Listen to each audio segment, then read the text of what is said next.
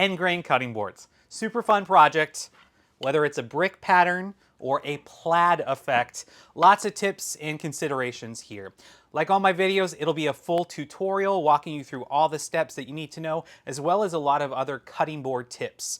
I've been making cutting boards for about 8 years, made hundreds of them. Lots of tips and tricks I've picked up along the way. Use the timestamps if you want to skip on around, but here you have it. Some brick boards, some plaid boards, end grain cutting board fun. So to get started, I want to talk a little bit about the wood, some considerations, as well as what really end grain entails. So I will, later in the video, talk about all the woods I used here, give some more resources where to buy the woods as well. But the big idea here is we're taking pieces of wood.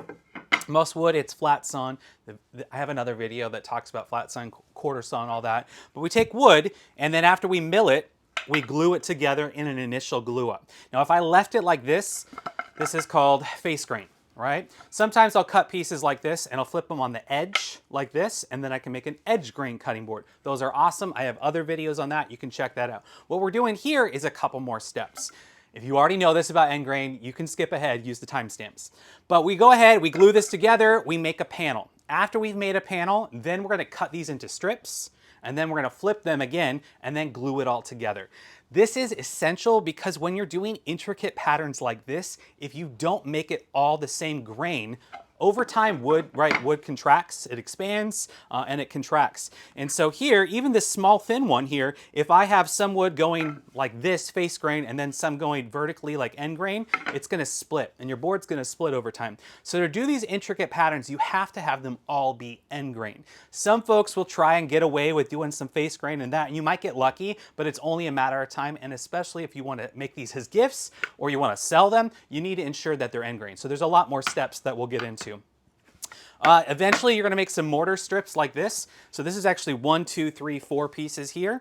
And then I'll cut this, and this is going to be my long strips. I'll talk about some tips here, but some considerations. So first off, the wood. We'll get into the choices of wood later, but let's talk about the math. There is a little bit involved. All right, there's not a little bit. There's actually a fair amount, but don't let that daunt you. It's very doable. You're just going to have to do some thinking. Now, before I get any further, there are awesome calculators online. There's apps for end grain. So you just go ahead and Google search end grain cutting board calculator. There's some really cool ones that Ian will show you the different wood species. You can play around with the different patterns. There's even ones that tell you how much the cost of the board would be. Oh, how much board feet do I need to order? Lots of tips there. So I definitely recommend that. If you want one from me, I don't have a full video on this. About 4 or 5 years ago, I did make a video on the brick boards and talk just about the math and how to do that. So if you want a little bit slower and a lot more, robust, go down below, check the link in the description. I have a video that I'm not gonna post. It was on Instagram, kind of hard to find. So I'll have an unlisted link down below. You can check that video, older video, but it kind of, the math applies. Big idea, when I make my first panel and I glue up all my pieces together, when I cut them, I'm gonna flip them on the end. And if I want my final board, this is about 1.25 inches. Well, if I want a big thicker one, it's about 1.5 inches. If I want a bigger butcher block, I'm gonna have to make that initial glue up a lot longer, right? And so there is some math involved in kind of thinking about, all right, my first cut's gonna be this.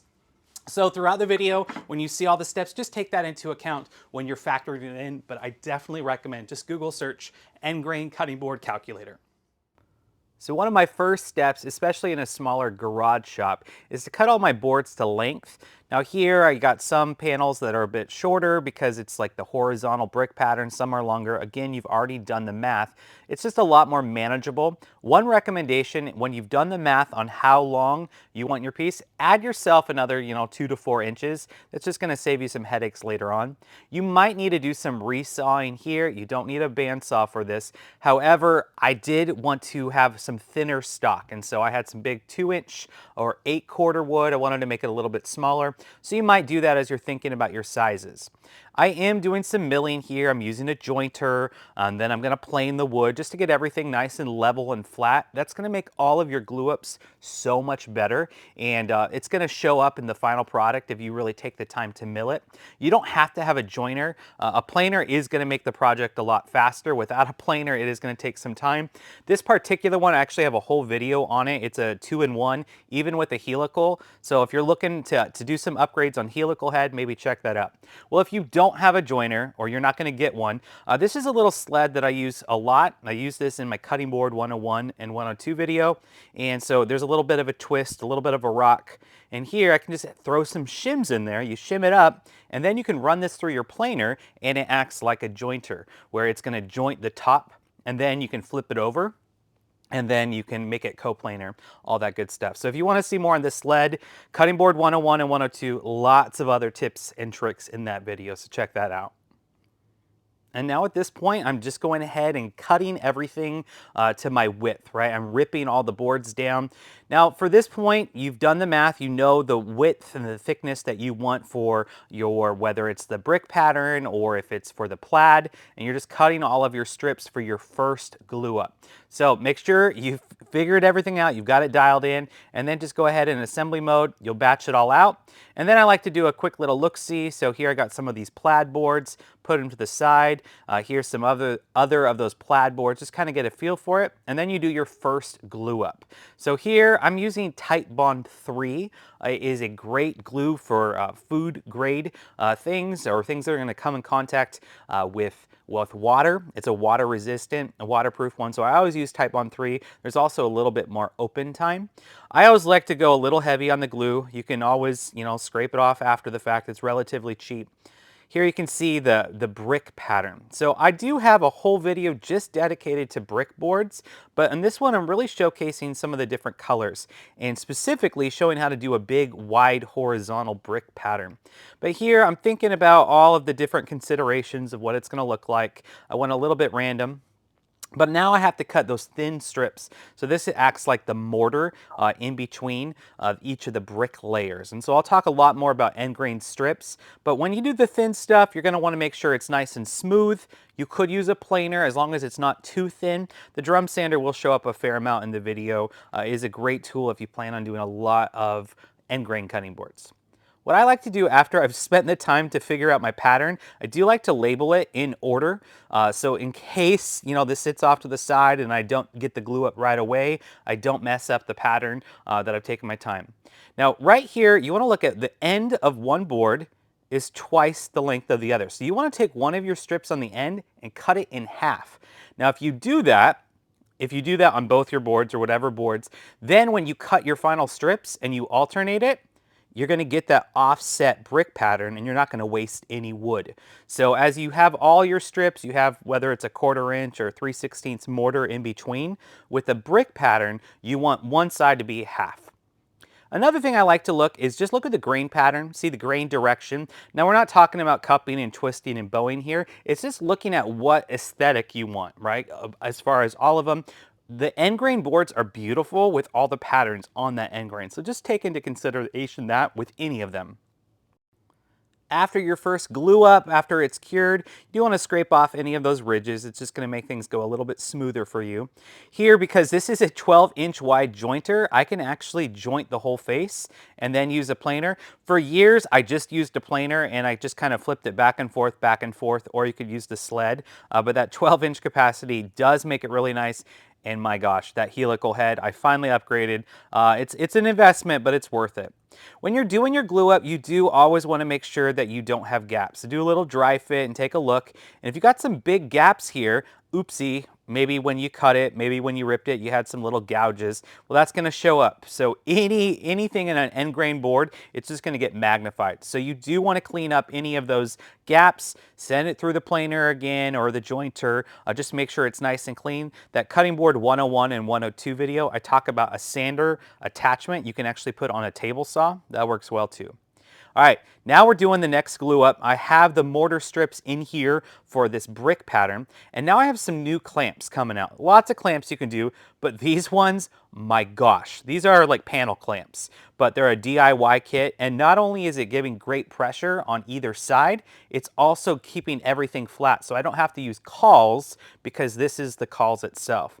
Now this is a game changer. I hate when people say something's a game changer. It truly is using these clamps for these types of panels. It's so dead flat, minimizes the waste. Yes, this is a cringy thumbnail. I hardly ever do them, but I did it here. Check out this video to learn how I made these. They're really a lot more affordable, or you can use the links down below. But if you're gonna do a lot of these, These are amazing. They are so nice, and you save a lot more money. There's some other options. You can check out that video. But after I pulled it out of the clamps, it's pretty flat. It's pretty flat, not a lot of tipping or rocking back and forth. It's pretty clean. Now, obviously, I still need to clean it up for the glue up. So this is a wider panel. This would not fit through a planer because I wanted a wider horizontal board. So at this point, I am putting it on the CNC. Now, don't click away. The CNC shows up just a little bit here and there. It's a wide panel. The CNC works well. But if you don't have a CNC, you could certainly make a router sled. So here's a brick board I made about six years ago. Just a simple DIY router sled. It works well. It's a great way to flatten things. You can make them custom size. Recently, I started using this one, which is like a machinist grade, really, really nice router sled. And so actually, when you talk about flattening your end grain, this is probably the best way to go, especially if you want to do wide and unique sized cutting boards and all kinds of things. Yes, I do have a video just on this flattening jig. Links down below, discounts, blah, blah, blah. Okay. After I got my panel flat, I need to do some cross cuts for each of those strips that I'm then going to rotate. So here I'm using a fancy schmancy sled. You don't have to have one. I'll show a quick tip in a second, but kind of like a checkerboard pattern here with a plaid where I flip it. You can see all the different grain, looks great. But again, the idea here is you're cutting whatever strip I'm cutting, that's going to be the height of my final board. So you do need to account for a little bit more height because after you flatten it, you're going to lose some of that height. Now here's that tip. You can use the backwards miter jig and just go ahead and make a mark on a sacrificial fence, like on the plywood of where you want to cut it. And there you can get a wider panel. You're still using the miter for a good 90-degree cut. That's another tip if you don't have a fancy schmancy sled or make a crosscut sled. Okay, so for the brick pattern itself, this is where the magic happens. So if you've cut it correctly, where the one on the end is half the width, all you have to do is just flip it over and alternate and you instantly have that brick pattern. You're not going to lose a lot of wood on the side. And so go ahead and take a look at it. Maybe you want to flip it a little bit more just to look at the end grain and the pattern you want. But you got the idea for the brick pattern. The plaid, it's basically a checkerboard. Now some of mine didn't quite get perfectly square, but a checkerboard works. All right, right now I'm just using some construction grade material, right? This is just some scrap wood I have on hand. You can use 2x4. This is crucial if you're going to use a planer to flatten your end grain boards. What I'm doing is adding some sacrificial pieces at the end of my end grain glue up. So now I have those pieces. Now that's all end grain facing up, and I have these sacrificial boards on the end. Now that's going to prevent tear out when I send it through the planer. It's also, if I have any snipe, most of that snipe's going to be caught in that end. Snipe is when the planer at the end kind of digs in at the end. But here you can see those DIY panel clamps are so great, keeps everything aligned, and this is really helpful when you're trying to flatten these end grain boards. If it's not perfectly flat, you're going to spend forever trying to get it flat. It's just going to take a lot longer. Here you can see a good healthy glue squeeze out. Again, I like to use a little bit more, so just go a little heavy. Nothing wrong with that. Here I'm actually making some of these strips for the plaid. So kind of switching over to the plaid boards as well as the long strip for the mortar and the walnut. Now this is a great tip where you don't have to make a really thin panel. I'm using some thicker stock, 1 inch to 2 inches, but I'm just making it, a little bit narrower. And there, I've glued it up, and now I'm jointing it, I'm planing it. One note, if you ever do sideways, not going the length of the grain, it is going to gum up your planer. So just know if you ever do it sideways like this, that's going to kind of mess up your planer a bit. So make sure you clean it up so it doesn't back up on you. So here's a quick little jig. This is super helpful. This is a straight line jig. You could use a track saw to cut it off in the end and get a nice square cut. But this is great, especially if you don't have a jointer and you want to joint boards. This works really, really well for big stock milling up wood. But I'm getting a nice clean cut, nice straight line to go off of. And then I'm just going ahead and using the table saw, and I'm cutting my strips for how high I want these boards to be. So if I want a 1.5 inch board, I'm cutting that 1.5 inch strip. And now I flipped it on the end, and I'm cutting the really thin strips here on the bandsaw. Now the bandsaw has a thinner kerf. I'm going to waste less wood. You can certainly do this on the table saw. Just note you're going to lose a little bit more wood.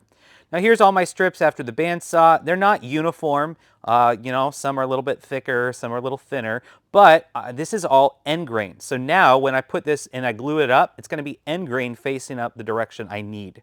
I do have to smooth these all out. So drum sander, this is a super, super helpful use of the drum sander. If you want the really, really thin strips, like 1/8 inch, the planer, that's a little sketchy to go that thin. So a drum sander is a great investment if you want to do a lot of end grain boards, but you could use a planer for that. All right, here's that brick pattern. I'm gluing up everything, a lot of glue, and now I'm putting those strips in between that mortar. And so now it's getting to that final width, the final dimensions I want.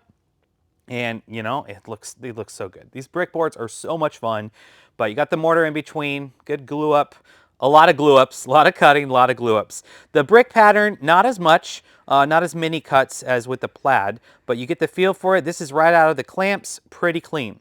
Now, I kind of am breaking my rule here. This is all end grain that I'm sending through a planer. Now, this is a helical blade planer, and a helical, it's not going to do as much tear out, and I don't have sacrificial boards on the end. You got to be really careful with this if you have a fixed blade or a 3-blade planer because it can destroy your board. Usually, I would say use a router sled or something else for that. But here you can see these plaid boards. I got the glue squeeze out. I'm scraping everything off so it just saves some time, a little bit easier on the blades, or a drum sander. But these ones do have the sacrificial boards on the end. So when I joint it here, the tear out is minimal. It's minimal tear out. Again, it is a helical head. That does help. So you can do this without a helical head. Lots of options. But do take into consideration when you're flattening end grain, you do need to have those sacrificial boards on the end, light passes, shallow passes, don't go too much or it's going to blow up in your planer, in your jointer. So go nice and easy, or just use a good flattening bit with a router on that router sled, or you could use a drum sander.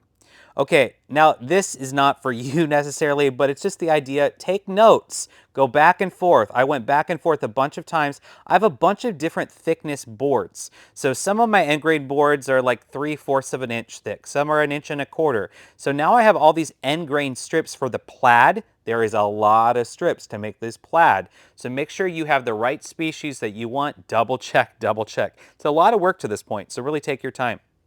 So now I'm cutting these thin strips. Just like you saw me earlier do for the brick mortar, I'm cutting my thin strips that are going to make that plaid effect on that checkerboard type board. So after each one, the same principles. Again, I'm smoothing it out with the drum sander, or you could use a planer. Make sure it is smooth, otherwise you're going to have gaps in your glue up. And now I have everything laid out. Each of these stacks is a different cutting board. So I know, ooh, I'm going to have the walnut and the Paduke wood here. That's going to be for one, excuse me, that's some sapele mahogany, not walnut. I have them set up because their thickness, right? Different boards, different thickness. Go really slow here. Go really slow here. You have to eyeball it, or you can measure it, but I eyeballed exactly dead center in between each of these. And so kind of figuring out your panel. You're taking this beautiful board that you just glued up and you're cutting it. Again, you're going to keep doing that. And so I'm cutting right in between each of those to add that little strip. So I'm doing this again for each of these different boards. I'm just cutting right in the middle, dead center. Eyeball it. You got to think about the kerf of your blade and how thick that is. So maybe do some test cuts if you're worried. And now those end grain strips that I kind of spaced out, I know which one is to which. I'm doing the first series of end grain strips. There's a couple more steps still to come, but the payout is definitely there. So now I have the look. I'm like, okay, that looks good. I got my strips in between, and now I'm going to do a glue up. All right, so I got those little pieces in between. Again, this is all end grain facing up, those panel clamps. You can really see now why these are so helpful. If you're not going to use the panel clamps, at least use cauls to keep everything as dead flat as possible. All right, here, again, you could use the straight line jig. You could use a track saw. Get a nice clean cut on one end, because now you're going to rotate it and you're going to cut the other direction to cut right down the middle.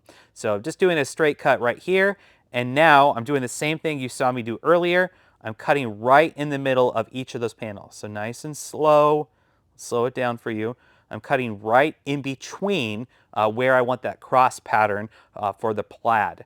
So nice and slow, take your time, nice even cuts. You really want to make sure you have constant pressure here and you don't slow down, otherwise you're going to get burn marks and then that's going to be a headache. So you really don't want to have to surface the sides or the edge treatments for your glue up. So make sure you do a really good job on your cuts here so you have a clean surface for your glue up. All right, so the same idea I did before, and now I got end grain going in the other direction. Hey, my helper, one of my sons, actually helping. He's off camera most of the time, but he did help a little bit on this project. Okay, more glue up. There's no more cuts after this, though. So now I got the plaid going in the other direction. So this is the last cut. Quite a few. These plaid boards have a little bit more work, but they are worth it. And so this is what it looks like. You do want to take your time as you're doing the glue up. You're going to have like a little mallet to get everything in place. And then you have the look. You have the look you want. You've scraped it, cleaned, and then you could use the joiner. You could use a planer.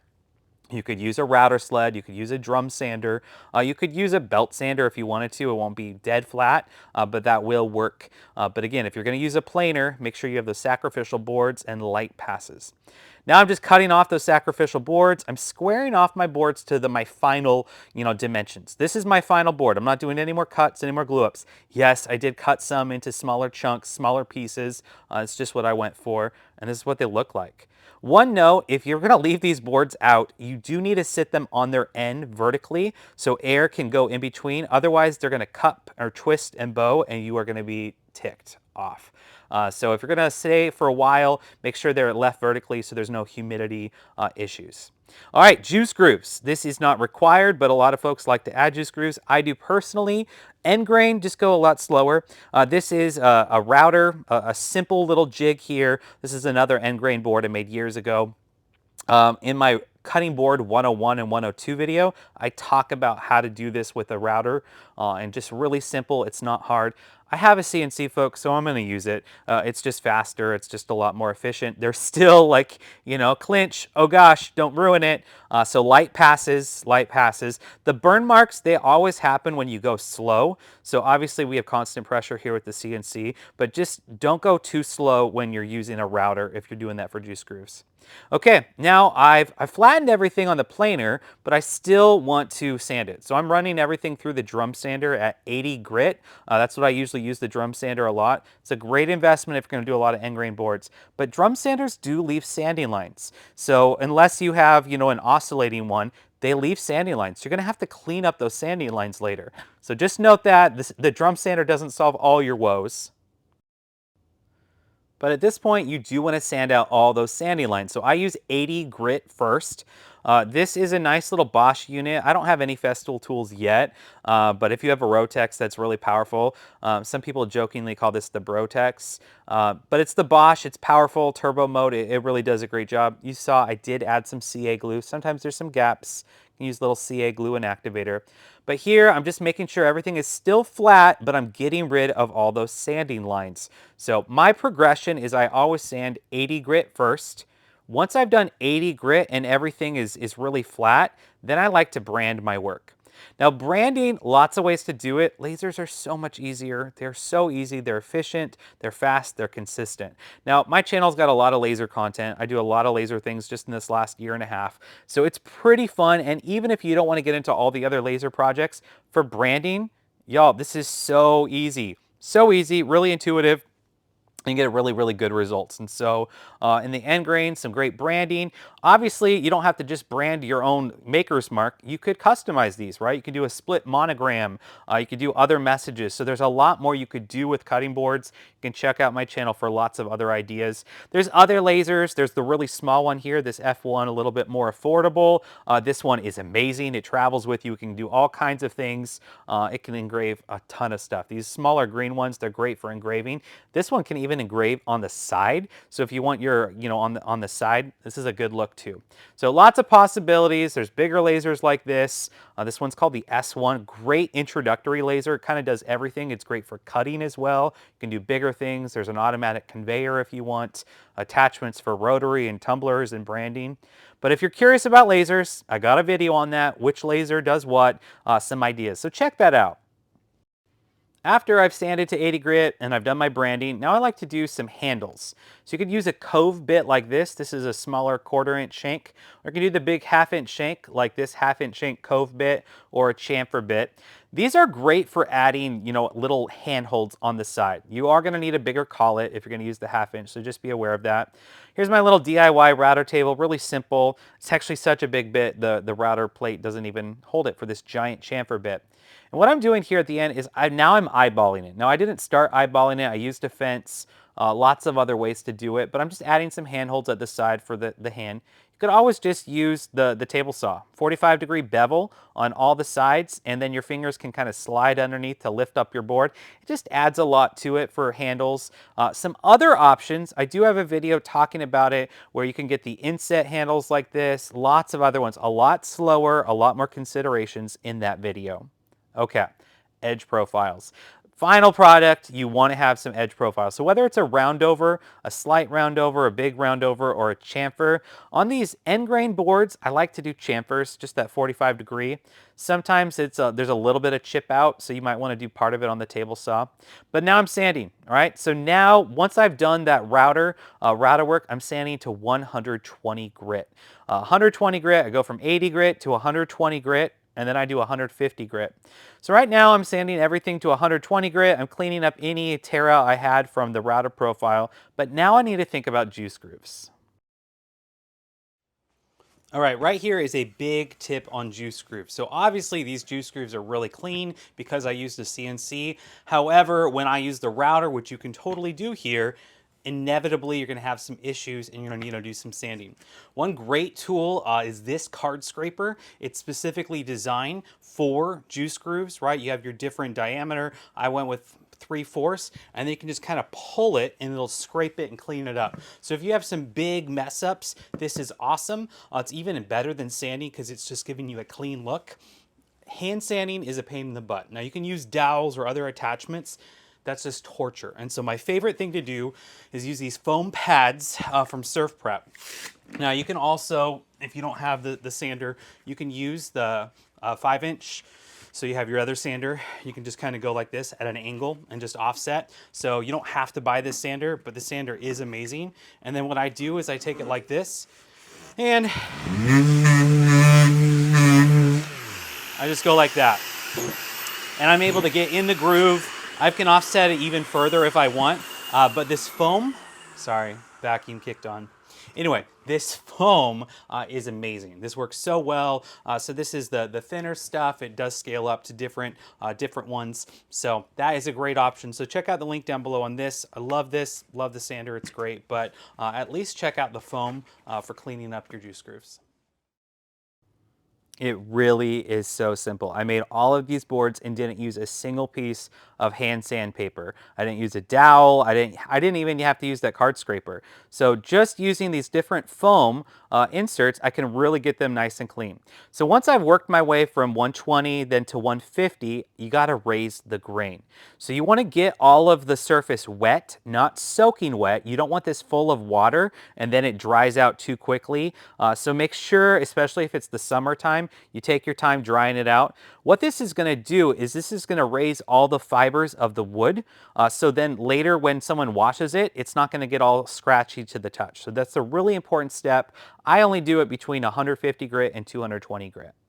However, some folks are extra and they like to do it in between every grit. It's up to you, right? And so this is just an important step. Just gives you a final product that's really great and lasting.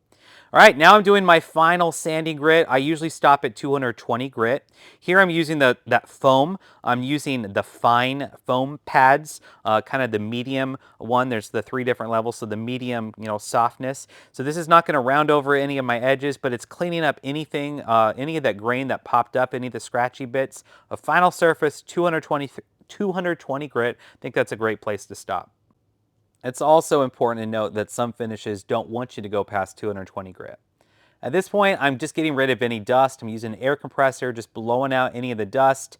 Because with my finish, I want a nice clean and dry, not a lot of, sanding dust or especially any of that abrasive material on my board. So let's talk about some finish options. All right, let's talk wood finish. Let's talk food safe finish. So some big tips here. I've used a ton of products, probably a dozen others that aren't shown here. A note about food safe finishes. Well, technically every finish, if it fully cures, it's food safe. However, you don't want to risk that liability, all of that, especially if you're planning to sell. So there's some other oils and there's some waxes that are food safe. So let's get into those right now. All right, most folks will start with mineral oil. Now that's what I used for years. I had a big vat, I used mineral oil, I dunked everything. It works, it absorbs, it keeps the moisture out. You don't want to use like a vegetable oil or other oil, so mineral oil works. Problem with that, if I soak these in oil, that oil doesn't evaporate. That oil is going to stay in here forever. The Wood Whisperer did a video on this a couple years ago. You can check that out. And so mineral oil, I usually stay away from it. One exception is I do use Walrus Oil brand. There is mineral oil in here, but a bunch of waxes. And so there is a little bit of oil that does leak out, but this is awesome. This is easy to use. It's fantastic. And it's used in a lot of other things. So this is probably my favorite overall. All around one. Tongue oil. Tongue oil is fantastic. That Wood Whisperer video I talked about, it discusses tongue oil and why that is a superior finish. It just takes a lot of time. You're gonna have to do a lot of coats, but it's gonna give you the longest lasting finish. I did use this in this video right here. You can check that out, how I applied this. Some other considerations there. Tried and true, this is not boiled linseed oil. This is a specific type of linseed oil that works. I've used this in a couple other hardwood projects. Food safe, takes some time, but it's great. Of course, I love following up with some wood wax. If you don't take anything from me, wood wax. Walrus Oil's wood wax, it's amazing. I make my own. I've made a lot of different. Their recipe is the best. It's so good. So I always use it. I always include some of their wood wax. You can buy their small tins from their website to send with customers. Well, today we're going to use a new one. I've actually used this a couple times, but I haven't shown it here on the channel. This stuff is incredible. Osmo, I've used it for tabletops and other ones, but their top oil is food safe. So it is a food safe wax. It gives an amazing finish. You can see right here, this is actually after just one coat. We will do add a second coat, but amazing, incredible finish, and it doesn't leak. I finish it and then, oh good, I could sell it the next day type of thing. So let's jump in how to apply the top oil.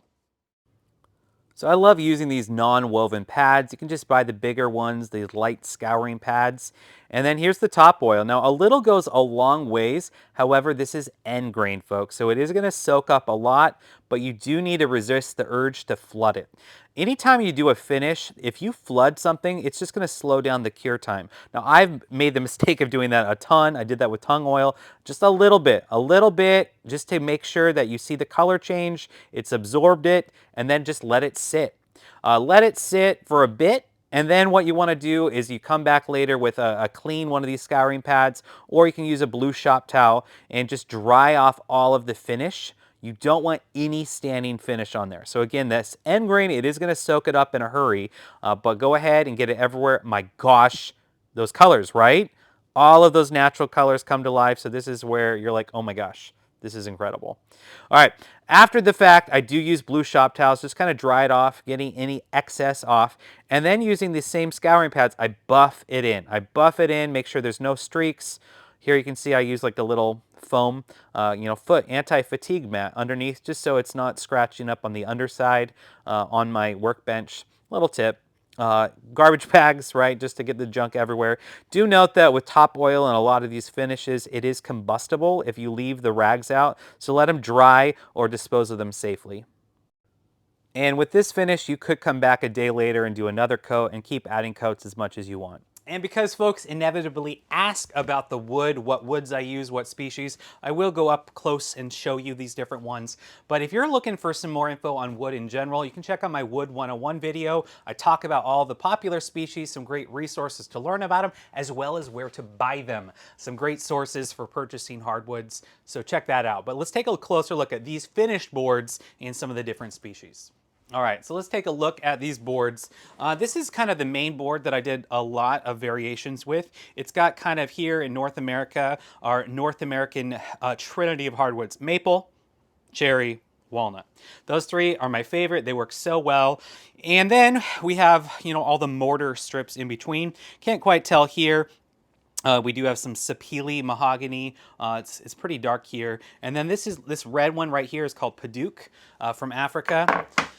On this one, you can see this is some more maple, and then this is that sapele mahogany. The end grain is pretty dark. You can see here on the face grain on the side, but the end grain just saturates so much more. One note on all of the exotics, they will darken over time. So if you get one of these pretty red pieces and you're hoping that red stays, just note that after years of UV exposure, that's gonna darken. And so, wow, that's beautiful. Well, yeah, it is, but over time it is gonna darken. So just note that if you're working with woods like bloodwood, Osage orange, Padauk, Purple Heart, that's something to consider. White oak is an amazing wood for end grain. I just love all of that. Now you do want to use white oak, not red oak. Red oak is open pored, and so it can cause some issues for you, but you got some cherry here. There's some maple mortar in between, of course, it's all end grain, and there's that black walnut. The really dark one that you see throughout, that's called Wenge. That one is amazing. It is really expensive, but it is pretty impressive. So again, here on the side, you can see it, but then once we go here, this yellow wood is actually called Yellow Heart. It's got other names as well. But for the most part, that's all the woods you see here, but check out that other video to learn more about some other species. Cutting board feet. So some folks swear by them, some love them, some don't. I've used them in some boards. It does add a lot in the sense that it elevates your board, so you ensure there's no moisture underneath, which is problematic, for the end grain soaking up moisture. So that does help. It also keeps things from moving around. So that is an option if you want to add some end grain feet. But the boards themselves, all of these natural colors, it's so much fun. So many possibilities, lots of other end grain styles. Anyway, really fun project, fun end grain. And folks, there you have it, some end grain boards.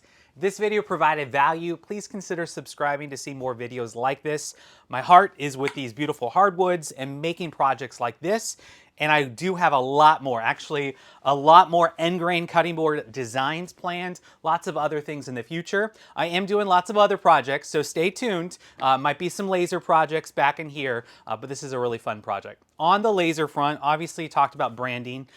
It is way more than that. So if you're curious about the lasers, just as a branding tool alone, maybe this one, the F1 Ultra, or that smaller one you saw, the F1, is lightning fast for just engraving all the different things. So if you want to do business swag, if you have a small business or other things, they're great for engraving. They also cut. The other lasers can do a lot more with cutting and some other things. If you're curious about which laser does which thing, watch this video right here. Kind of explains the different lasers that I use and all the possibilities. There are so many projects. I myself was on the fence and really didn't want to do lasers. I didn't know much about them. It's really easy, super intuitive. So check out that video to learn more. And of course, if you do want to buy a laser, got discounts down below. If you want to buy any of the stuff that I talked about, whether it's, we got a card scraper for juice grooves or that foam stuff or all the other things, links down below to check that out. Thank you for watching, and until next time, take care.